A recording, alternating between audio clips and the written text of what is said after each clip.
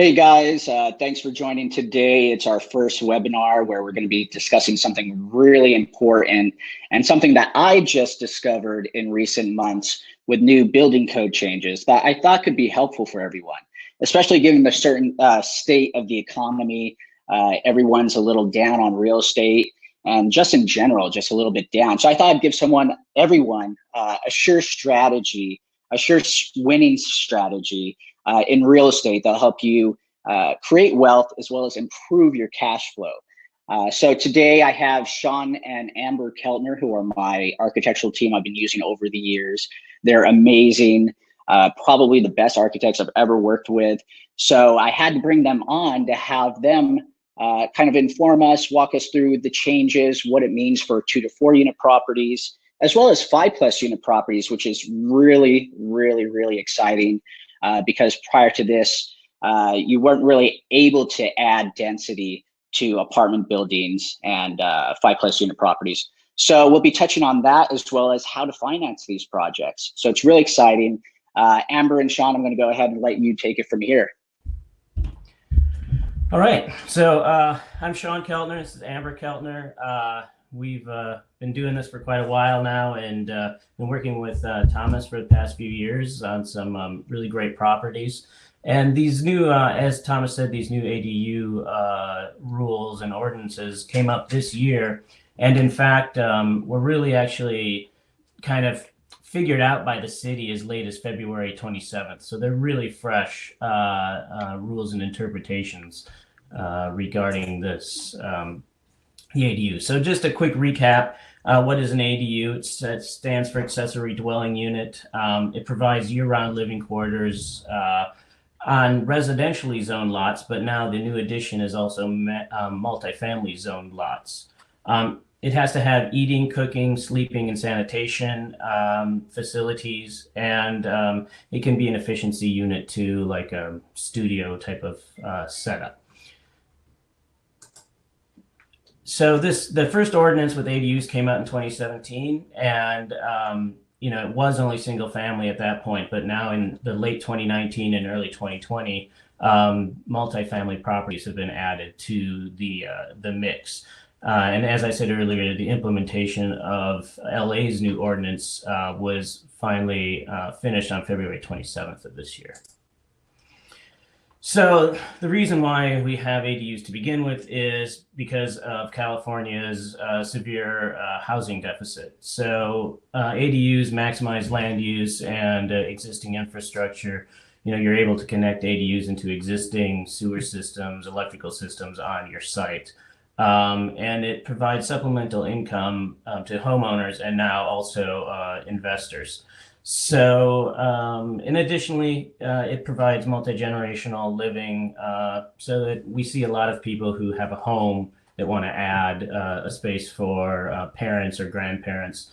And so it allows for that too. This applies to all California.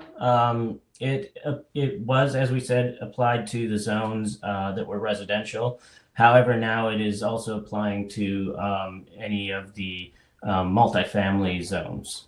It is allowed in hillsides, but there are restrictions to that. And really in Los Angeles, it's kind of each neighborhood is different. So what you might be able to build in hillsides of Silver Lake is different than what you would build in the hillsides in Laurel Canyon or a similar place like that. A lot of it is still possible in hillsides, but you definitely are looking at fire sprinkler additions and things like that to do ADUs in hillsides.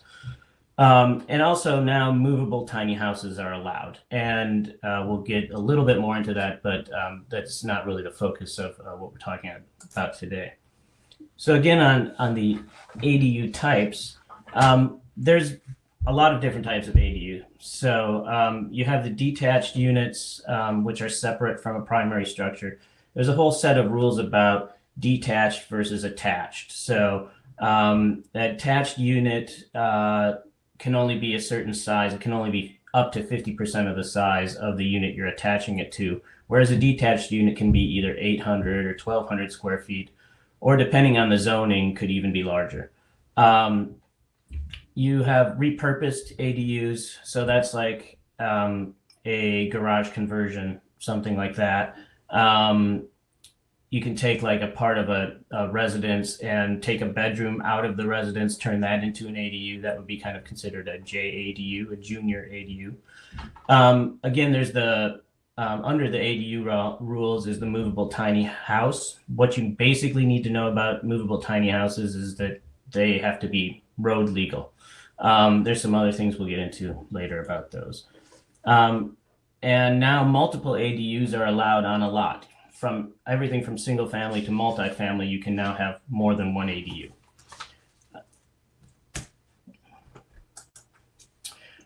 So we'll just recap new construction on single family quickly, but it's not really the focus of the overall thing. We'll get into multifamily relatively quickly. Up to 800 square feet, regardless of square feet, if you're under a 16-foot height max. So one of the most significant changes is that in both hillsides and on residential lots, when you maxed out your square footage, let's say on a 5,000 square foot lot, you were able to build a 2,200 square foot house, you would have maxed out your lot roughly. And under the new rules, you could still add an 800 square foot ADU on that property, even if you go over your square footage.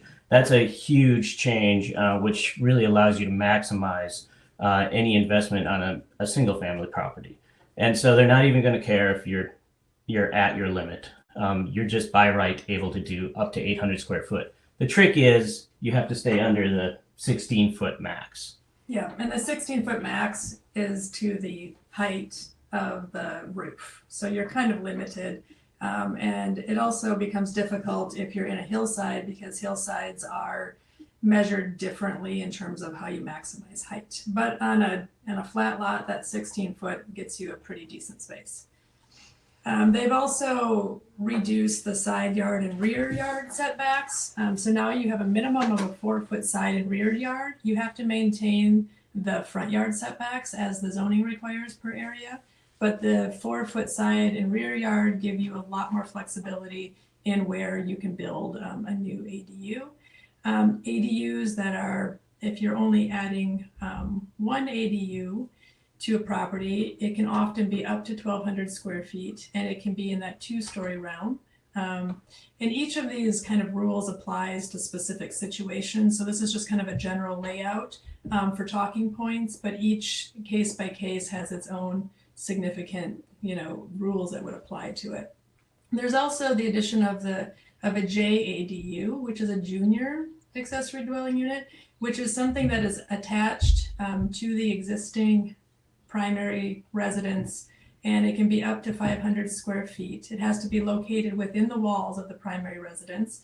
It has to have its own access from the exterior, but it can also have a connection to the main part of the house. So for example, you could have a junior ADU, and when it's not being rented, it can then be used as part of the existing house. And you can have an ADU that's attached, or it could be detached. And if this is also a new thing, if you're constructing a brand new house, you can apply for a permit for the new house and a new ADU at the exact same time. You no longer have to wait to have the new house completed before you can start the ADU. And this also is beneficial because it reduces parking requirements. So you're no longer required in a lot of instances to build a garage if you're building an ADU. So those things can actually open up a lot of opportunities as you're kind of thinking about new construction. So the next thing is conversion of an accessory building. So this is also a single family lot. But if there's also applies to multifamily. If there's an accessory building like a rec room or a garage, you are allowed to convert these, as you probably know. You're allowed one of these per lot. You're also allowed one JADU on that same single family lot. There's no size limits there if you're staying within the footprint. You are allowed, staying within the footprint also allows you to utilize the setbacks that are currently on site. So if you have a garage that's up against the property line, you can use that footprint if you convert that garage or rec room. They will also allow you within those rules to add up to 150 square feet to the footprint without changing your setbacks. And that's for ingress and egress into the unit. So that makes up for the room you might lose by putting a bathroom or kitchenette inside. Again, with the conversion of an accessory building, there's no parking requirements, there's no minimum side or rear setbacks, and there is no height limit. The ADUs on detached existing multifamily. So we're going to look at two things. One is where you're going to add ADUs, and we kind of have two case studies here based on work we've done with Thomas. And you'll learn a little bit more about that from, I think, a video Thomas is going to show you in a little bit. But we're looking at two options or two projects here. One where we're adding a detached ADUs to a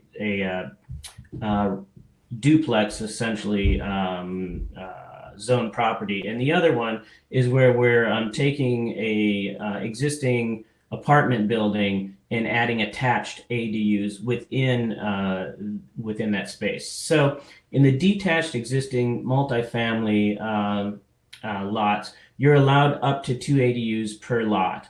That's detached ADUs. You can also attach one JADU to one of the units on the site. One of the existing units on the site. Right.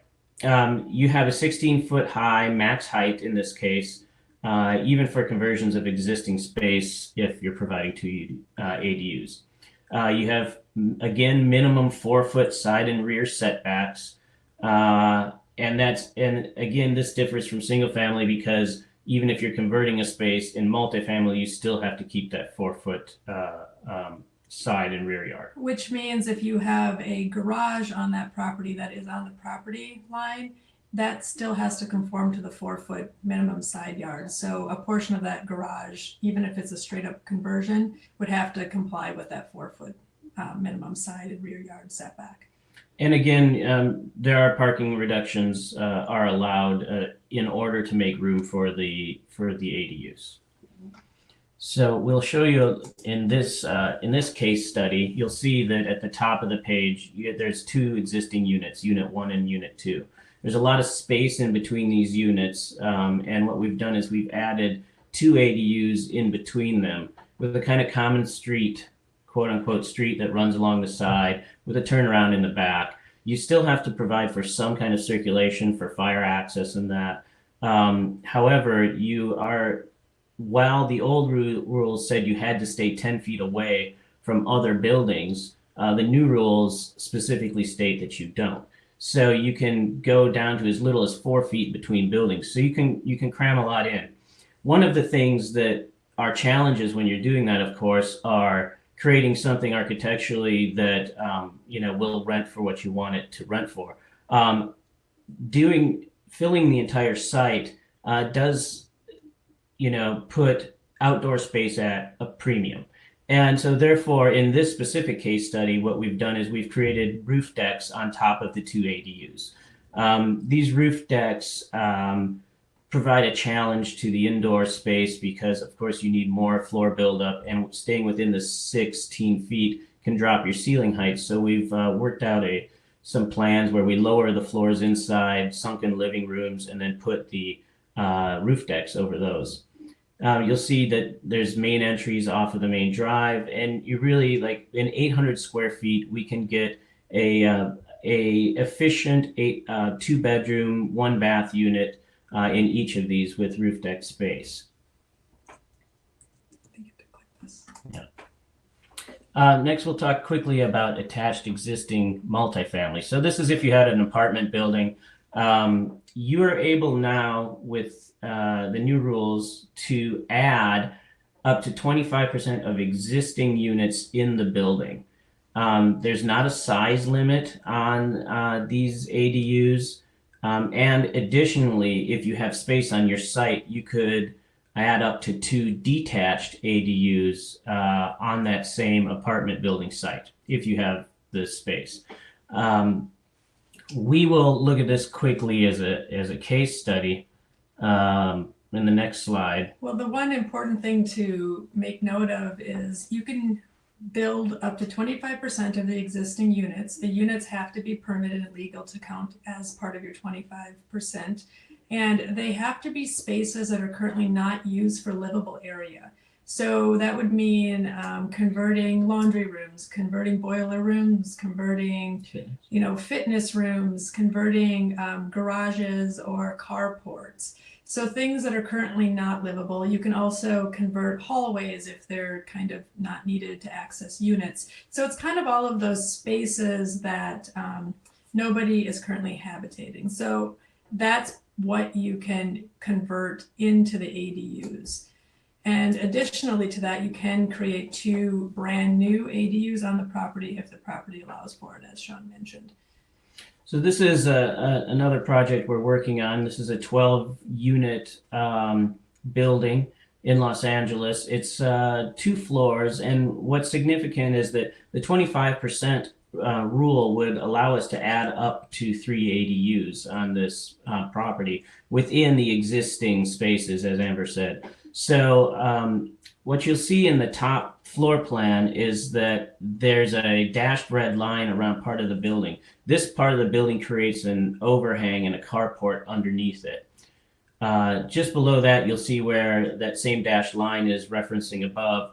We can build under in that parking space the ADU. We can do another ADU next to that, which is a laundry room. And so we're easily getting 2, and with a little bit of extra work on this floor plan, we can probably get 3 ADUs into this project. So taking this 12-unit building and turning it into essentially a 15-unit building. Yes, there is that loss of parking, and that's okay. But you might say, well, maybe it's not okay for the renters. You really have to look at what your situation is there in your neighborhood. This specific neighborhood has lots of available street parking. And so it really makes sense in this type of project. So just as another little side note, movable tiny houses are now allowed, and they can be put onto multifamily dwellings. So like if you had space and you wanted to roll in an Airstream, for example, you could legally rent that out on your multifamily property. Only one of these are allowed. They have to be licensed by the DMV. They can't move under their own power, and they have to meet all fire protection. So, they provide like a very quick, immediate solution to housing. These are allowed both in single family and multifamily zones if that was something that was appealing. You can also, in addition to having a tiny mobile house, you can provide 1J ADU on the property as well. So parking is interesting. With most ADUs, parking has been eliminated. There are a few exceptions for that, and that's, of course, in a case-by-case situation. But pretty much as a general rule, you need 1 parking space for an ADU, unless it's within walking distance of public transportation, within a mile. Almost most things in Los Angeles meet that requirement. And it's located within 1 block of a car sharing vehicle. It's in an architecturally or historic district, and it's part of a proposed primary residence, which kind of almost makes it not necessarily in most places. And also if you're replacing any kind of parking on the lot and changing that out for an ADU. So the minute you get rid of a garage, you no longer need parking for that specific ADU. That's all we have for you, and we thank you for listening. If anybody wants to, you can get a hold of us at www.keltner.co or info@keltner.co, and we'll send it back to Thomas. All right, great. So here we go. So obviously, Sean and Amber gave you the meat and potatoes of all this. It's very exciting. Like I said, it's all brand new, fresh at the end of February, and we're already starting to spearhead this whole strategy. So I'm going to tell you and kind of break down the strategy that I'm using, and also how I'm monetizing it and how I'm coming up with how this can mean millions of dollars in wealth creation, as well as a ton of money passively through rental income. So let's get started here.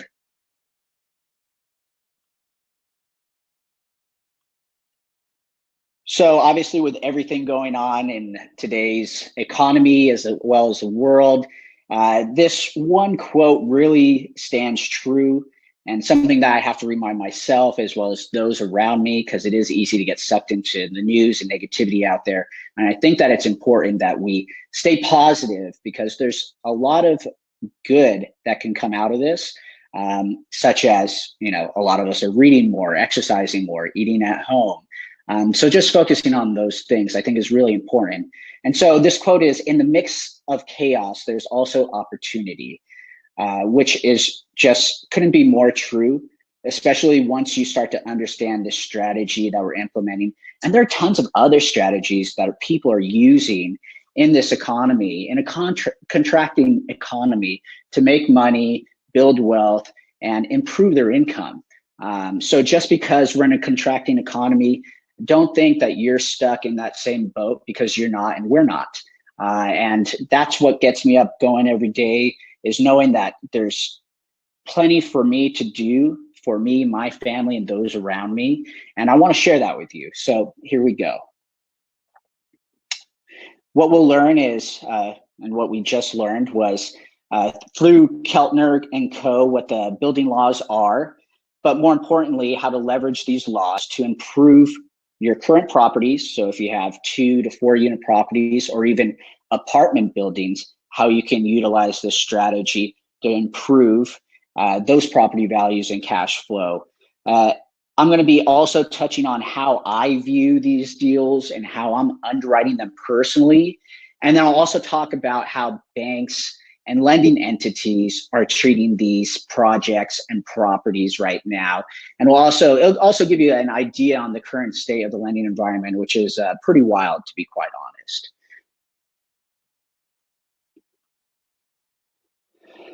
So what does this all mean? If you kind of just do the math, today, maybe you can get a duplex for $800,000 to $1 million. So that's, $400,000 to $500,000 per unit you're paying. And we're giving you a strategy, and we're discussing a strategy where you're able to go from 2 units to 4 units. So if you just do the math, people are paying $400,000 to $500,000 a unit. If you add 2 units, that's anywhere between $800,000 to $1 million in additional property value, not to mention the income. So that's how powerful this is. You do this once, twice, 3 times, that's millions of dollars you've just created in wealth. And not everyone's utilizing this strategy. And a lot of developers probably don't want me to share this strategy, to be quite honest, but I think it's important that I share with you guys. There's plenty of opportunity out there, and there's plenty to go around. So as far as the changes on how I approach it, this is how I look at these properties. So I already kind of broke down how I'm looking at these price per unit as far as the valuation is concerned, but think about, okay, what does it cost to build one of these units? Because that's really important. And obviously we've been doing this quite frequently on single family homes, adding ADUs, and you figure, okay, it's approximately, on a conservative side, $100,000 to build 1 unit. So it costs you $100,000 to build this unit, but yet you're creating a value of somewhere between $400,000 to $500,000.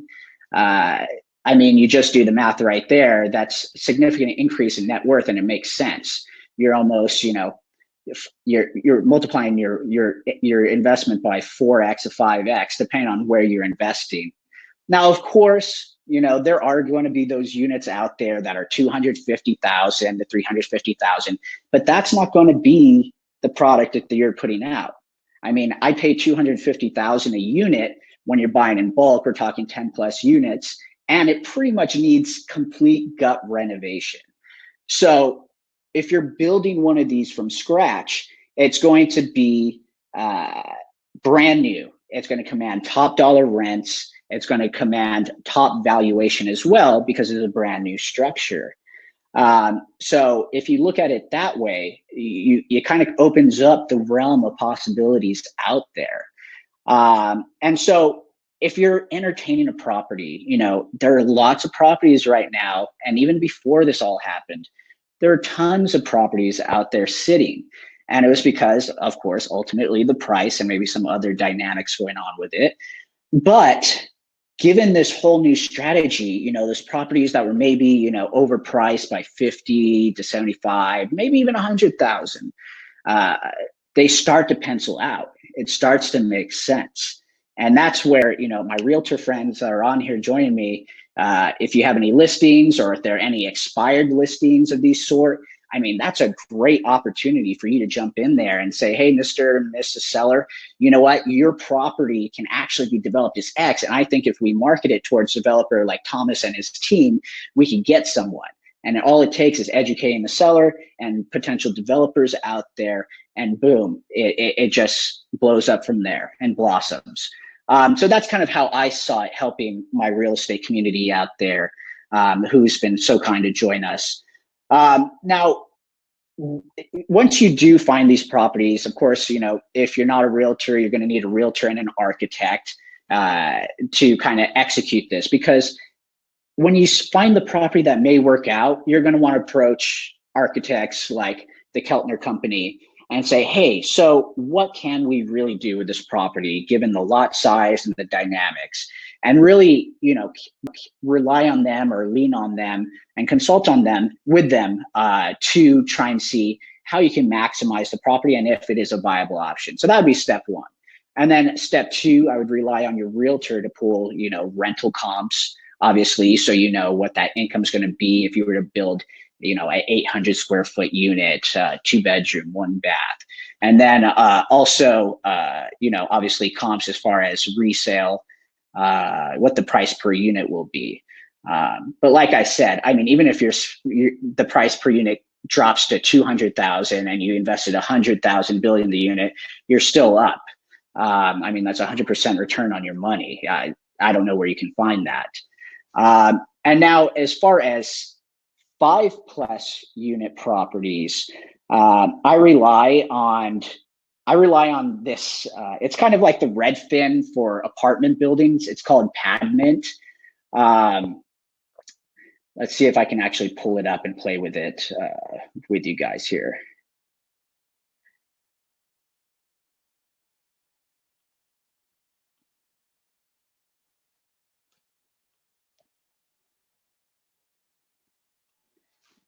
All right, let's see if I can pull it on here.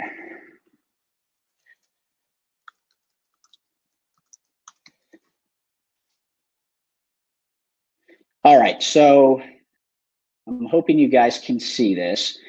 So Padment is basically specialized for 5+ unit apartment buildings. And so I utilize this to kind of as a research tool to kind of see where cap rates are, buildings that have sold in the last year, and also project what my valuation is going to be on apartment buildings that I'm buying based on my pro forma rents, meaning the rents once I renovate and stabilize the asset.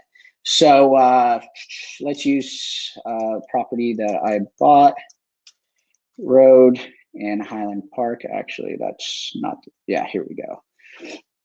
So if you go on here, it has all the details, obviously, of the property. It's 12 units, 10,000 square feet, year built. And if you go here and play with the rents, so, at one point we're going to be bringing in about 31,000 in rent. It does all the math and it says, okay, based on that rent, here's what the estimate of your property value. It gives you a high, a low, some rent comps as well as sales comps.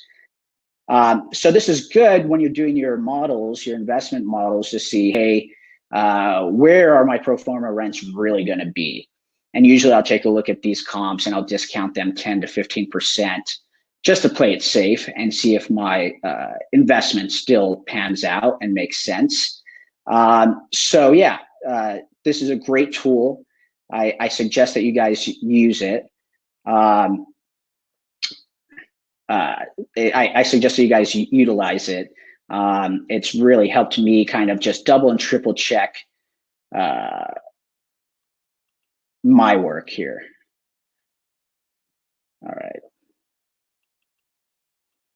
Let's see if we can go back to the slides.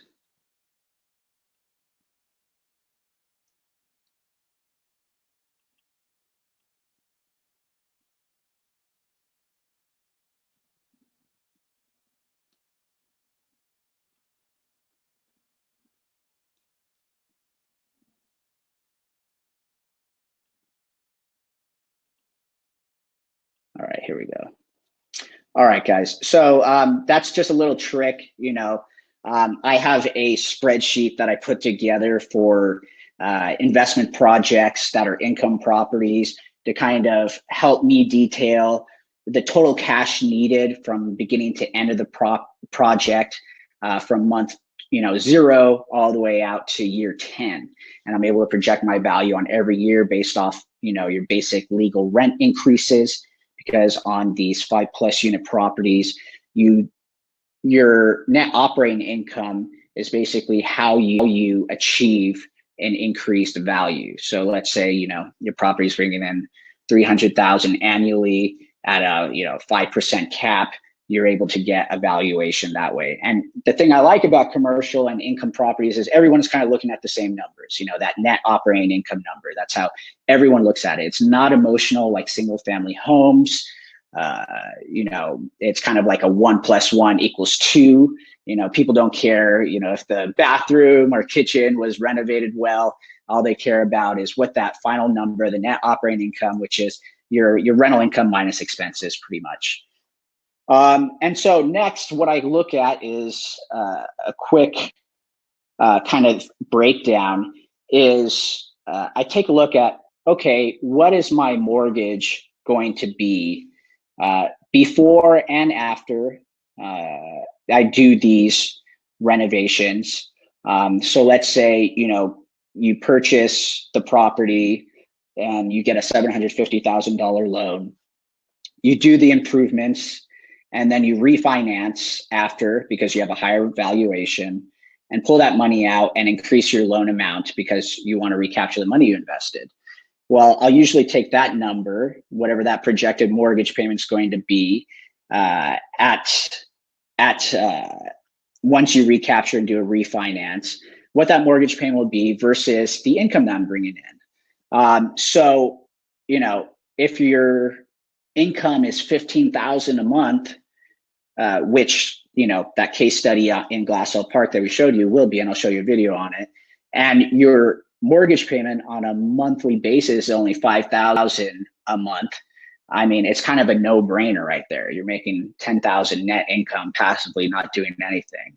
And that's what I like. Obviously, my background has been flipping, but that's a job. Every day you have to wake up, be on site, and you don't get to relax. And that's why I've kind of shifted my focus into investments like this, because you can collect rent checks from Croatia, wherever you're at, once we're able to travel again. All right, so I'm going to play a video, and I'm going to kind of walk you through how we financed a recent project, that case study. And let me just pull it up for you guys right now.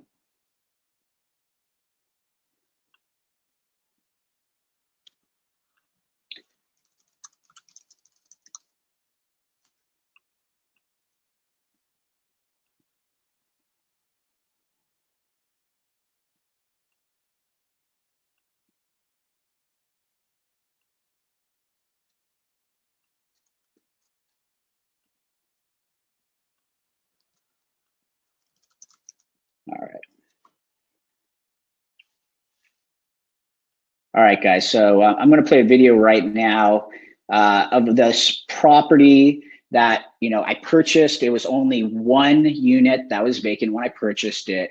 We renovated that 1 unit, rented it out at market rents. We then refinanced to get the money that we invested into that unit back out, so we can now renovate the second unit on the property, which we just completed the renovation on. And at this point, because both units are now renovated, we've increased the value and we're getting that one rented out. We're going to refinance the property once again and capture that money that we reinvested and basically dump it back into the property, into those 2 units that we're building. So that's how we're getting the money to pay for that. So we're kind of step by step, little by little, making it happen. And that's why I say slow and steady wins the race. And so here's a little video on that, so you can kind of get an idea of how that works here.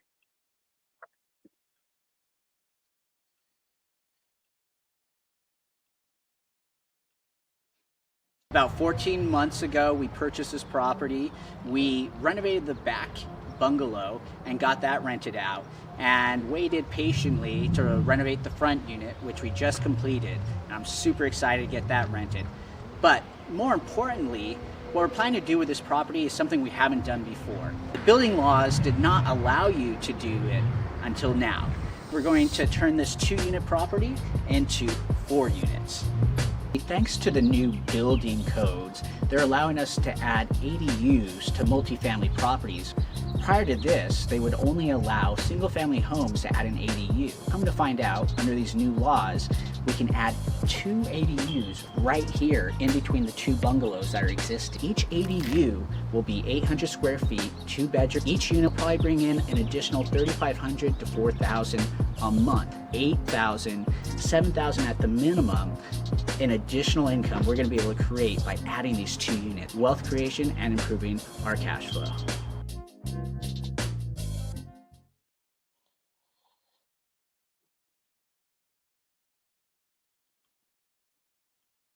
All right, so that kind of gives you an idea of that particular case study that both Sean and I have been talking about. We renovated that back unit, got it leased out, refinanced, renovated 1 more unit, and we just completed that. We're getting it leased out now, and we're going to refinance and get some money. Probably not enough to do the entire build out of those ADUs, but every little bit counts, especially since we already dumped, probably about $130,000 into that property. So step 1, if you want to look at a strategy, is start with 1 unit vacant. So if you can find a property out there that has 1 vacant unit, you can do that 1-step process, basically 1 unit at a time, knock it out, knock it out. And that's probably the best way to make your money go the furthest. So that being said, the renovate and refinance to recapture funds is basically the best way to go. Now, I'm going to open it up to Q&A. I know that there's a lot of questions out there. So let me go ahead and start from the beginning. There are quite a few questions here. So Darren asked from Urban Hillside Homes, who's a realtor here in LA. He asked how lenders are going to treat these properties once we turn them from 2 units into 4 units.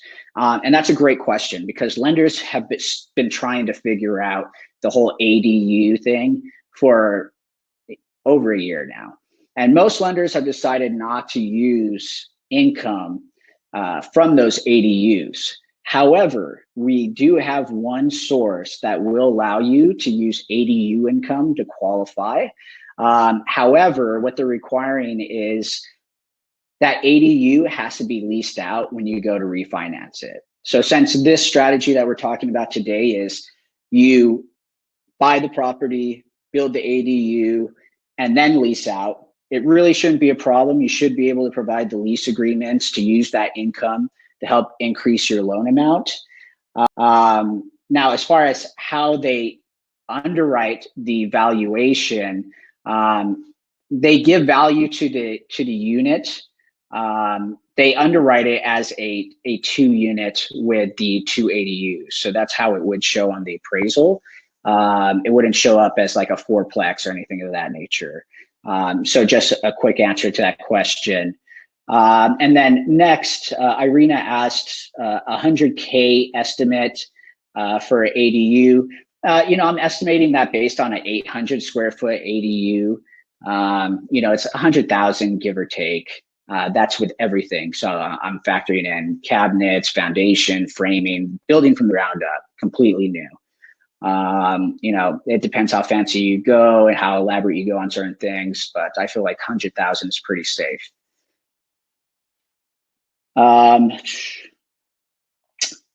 So Matt asked, and that's actually a really good question, is with the ADU rules, how long and what kind of timeline are we looking at? And actually, it's funny because obviously everyone's heard about delays with the city of Los Angeles, and it's actually probably even worse now with the whole shutdown. But state law and legislation on these ADUs states that they have to be approved within 60 days of submission, which is light years ahead of all the other ground up construction, which is another reason why I like this strategy and why I'm already trying to implement it, is because like on some of the new homes that we've built that are non-ADU, it's taken 6-8 months to get approved. And that's on a flat lot, non-hillside, just to put it in perspective. So yeah, 60 days to get approved once it's submitted, and then to build it out, I would say 4 months.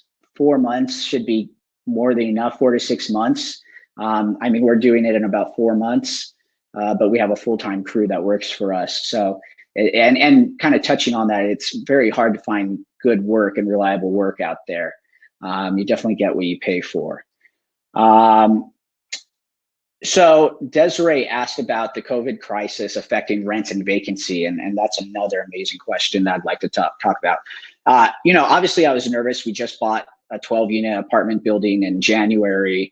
I have other income properties throughout, Atwater Village, Highland Park, and other areas. And I was kind of just waiting for the bomb to drop, to be quite honest. I thought we were going to have serious issues. Surprisingly, all of our tenants paid 100%. Paid rent. There was one tenant that decided to pay half, on the 1st and the remaining half on the 15th. I was like, sure, why not? Because I know that there are laws protecting tenants out there, and we do have to work together for those that really are unemployed. So they need to show proof of unemployment.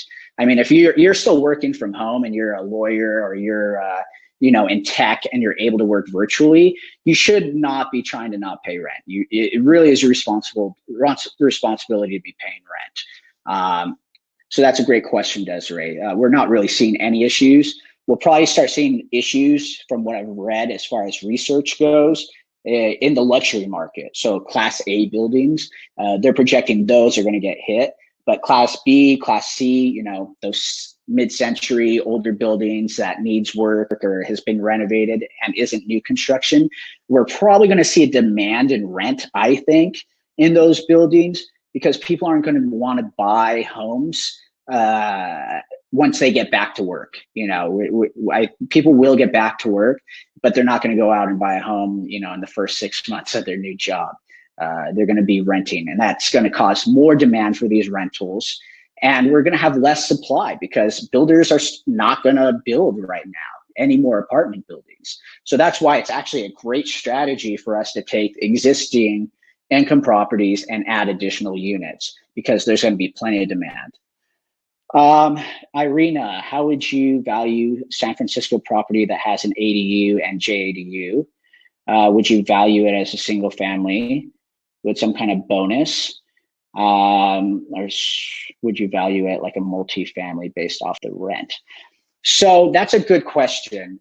So there's two kind of hats you have to put on. You have, if you're talking about resale value, that's one thing. If you're talking about how a bank will treat it as far as lending, that's a completely different thing as well. Of course, the banks are going to be more conservative on how they look at everything.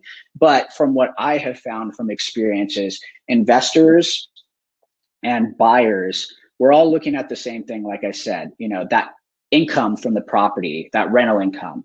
And in Los Angeles, and I'm not sure if it's the same in San Francisco, but in Los Angeles, people really don't care if it's even a permitted ADU or a guest house, as long as it's done in a workmanlike fashion and they can put their in-laws in there or they can rent it out for X amount of dollars, they're putting a value on it.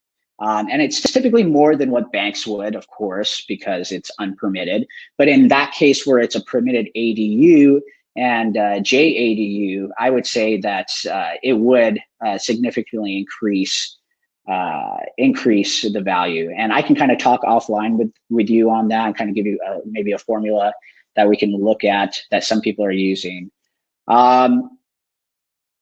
That being said, Fernando asked if there's we can use Padman for 2 to 4 unit properties. I honestly haven't tried to use it for that, but you can try. Ellen asked, cash out investor refis, are they hard to come by? Lenders have definitely contracted. Cash out refis, if it's your primary occupancy, so like let's say you bought a duplex, you moved into one unit and you're renovating another unit, you can still pull out a good amount of cash. Now, if it's an investment property, there are some lenders out there. I won't be able to do it, but I would point you in the right direction to try and help you. There are lenders out there that will give you what's called tenant rehabilitation loans, which will allow you to renovate your income properties. And I'll circle back to you, Irina, on your lender questions.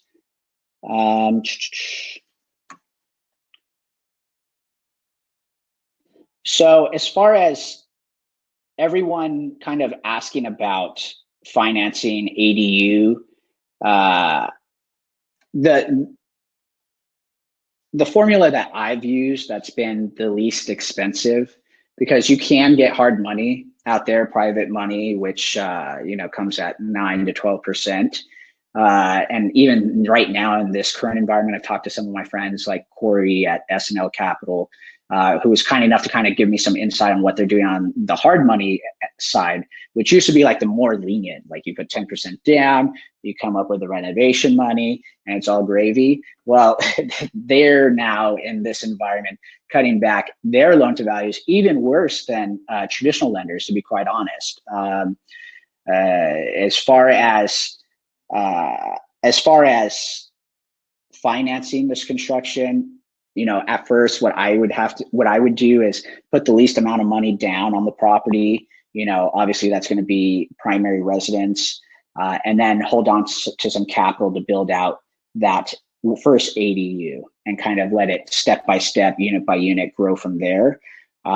Because as a primary occupancy, you're going to have higher leverage, better interest rates, and I can walk you through that. If you currently own a single family home and you want to go into a duplex or a 3 to 4 unit, you can make that argument and maybe make an underwriter believe that it's going to be your primary residence if it's one in a superior location to your current home, closer to your work, better school district. Those are just some tips right there. I will send a link because this was recorded, fortunately. I will send a link to everyone, so thank you for joining. I'll make sure that you get this in case you missed anything. And then if I were 23, I think this is going to be the last question from Gustavo. If I were 23, what would I be doing to take advantage of this? So I'm assuming that you're 23, you maybe have a little bit of money, maybe no money saved up. I would find someone that's doing it in your market. Learn from someone that's already doing it in your market. And then as your knowledge grows, the people around you will see that, whether it's friends, family, the more you talk about it, the more you engage with people on real estate, just naturally, it's like the law of attraction. Everything's going to come together. And what I would do is, if you don't have any money, we'll get people together, pool some money together, and you spearhead the investment, promise them, 10% return on their money, maybe a little bit of the profits at the end, or something of that nature. There's a lot of strategic ways to do it, and I'll probably do another webinar on that, on some strategies I've used to finance and fundraise for my projects. But I think that's it for now. I want to thank everyone for their time. If you do have any questions, please make sure to reach out. Follow us on Instagram, Facebook, YouTube. My website's here if you want to reach out as well. I'm always available and happy to help. Thanks again, and everyone be safe out there.